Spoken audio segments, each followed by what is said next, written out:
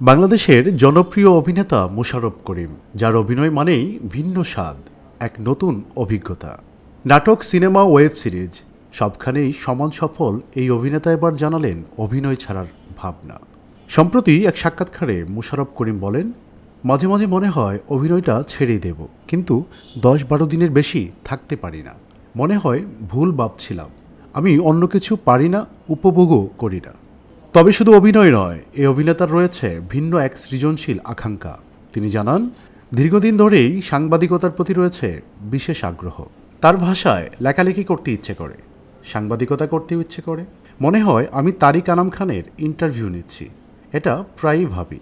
মোশাররফ করিম মনে করেন, সাংবাদিকতা শুধু তথ্য দেওয়ার কাজ নয়, বরং মানুষের ভেতরের গল্প খুঁজে বের করার এক শিল্প।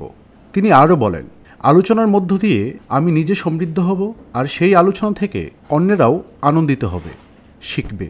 জনপ্রিয় এই অভিনেতা জানিয়ে দিলেন, কোনো দিন যদি অভিনয় ছেড়ে দিই, তাহলে সাংবাদিকতা করতেই পারি। এই পেশাকে আমি ভীষণ শ্রদ্ধা করি। মোশাররফ করিম কি অভিনয় ছাড়ছেন তা এখনই বলা না গেলেও একথা নিশ্চিত, তিনি একজন খাঁটি শিল্পী, আর শিল্পীরা সবসময় খোঁজেন সত্য, মানুষ এবং গল্প। S M Shamim, desk report, সদ্য সংবাদ।